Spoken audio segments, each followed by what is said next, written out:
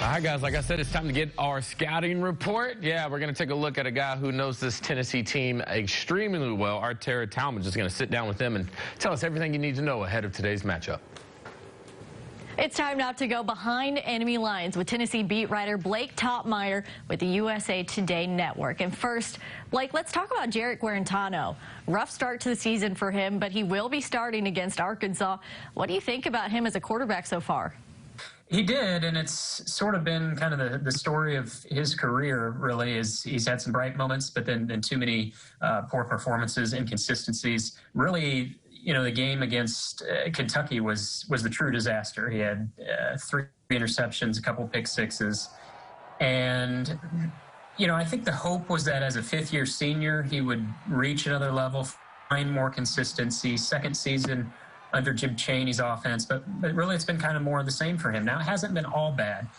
He's been pretty good throwing the deep ball, and he's been good in spots, but the consistency and the steadiness you would expect to see from a veteran who's had so many starts like he has been missing, and yet there's still no one better in the room to replace him, so it's still his job. Well, Tennessee is riding a 3-game losing streak right now, but they had a bye week, so what do you think they really needed to work on improving during that time? I think number one, Tennessee needs to find an offensive identity. You know, there's so much focus on the quarterback deficiencies, and rightfully so. But really, this was an offense that was supposed to be built around its offensive line and its talented running back duo in Jarrett Gray and Ty Chandler. And it just hasn't reached quite that level of expectation this year. It was really good in the game against Missouri, but by and large has been a pretty average group. And so I think during the bye week, the offense needs to find an identity, and I think the identity is being built on a strong run game with some play action, downfield passing. And then defensively, this is a unit that's been kind of a mess now for a few weeks. I mean, Tennessee fired its defensive line coach 4 games into the season. Jeremy Pruitt took over coaching that unit, kind of a peculiar move. But now Pruitt's had the bye week to work with that position group.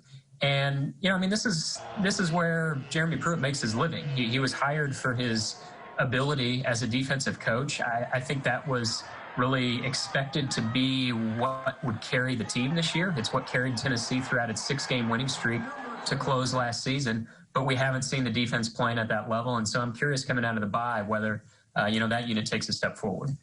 Well, the Vols did well on the ground during the Missouri game, but do you think that's a strength of the team this season? Yeah, Jarrett Gray is, you know, really exciting running back out of Memphis. He has great speed, but he also is very elusive. Good vision. I think, you know, Tennessee feels like he can reach another level. He's one of those guys sometimes that, you know, he'll cut and juke, and when he should probably just make one cut and go and get those couple extra yards. But, you know, he's just such a dynamic player. I think it's tempting for him to go for those big plays. But he really has been one of the more solid players on this offense. And then Ty Chandler is a veteran who feels like he's been around the SEC forever now. He's finally a senior, and you know, he's the complement to Gray. Both of them are similar in a way. They're smaller backs. They both have good speed. Neither one's that real thumper.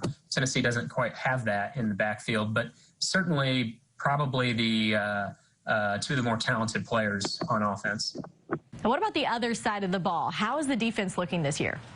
Yeah, Henry To'oTo'o is in the middle of that defense, and he is the leader, and I think he needs to continue to emerge on that front. You know, this is a group that I think is still trying to find some prominent leadership voices. You look at you know, Tennessee as compared to last season, they did return a lot of starters, but some of their top voices last year, especially on defense, were seniors who are no longer here. You know, guys like Daniel Batuli, Nigel Warrior, and Darrell Taylor, who's now in the NFL. You know, those were some of the top performers, some of the top personalities, leadership voices on this defense. I think it's a role that To'oTo'o, the middle linebacker, is growing into, but I think it has been an adjustment for him. He was much more in that sidekick wingman role last year, and now as a sophomore, he's emerging into that leadership spot, but I think it's been a work in progress for him. Lastly, I've got to get your prediction. How do you think this game between Arkansas and Tennessee shakes out? You know, it feels like 2 teams working off kind of opposite narratives. Obviously, Arkansas have been one of the better stories in the SEC up to this point, and I think Tennessee's sort of disappointed where it's at through 5 games to be sitting at 2-3. This is not a game I think Tennessee expect it to be as tough as it's going to be on Saturday. I think a lot of Tennessee fans coming into the season were chalking this one up as a win. I expect it to be really close. I predicted a narrow Tennessee victory. I think I picked 27-24 Vols, but I could just as easily see that going 27-24 the other way. I do think it'll be close, and I'd be surprised if this point spread is more than 10 points. Blake Toppmeyer with the USA Today Network. Thank you so much for your time and for taking us behind enemy lines. Thank you so much, Tara. I'm excited.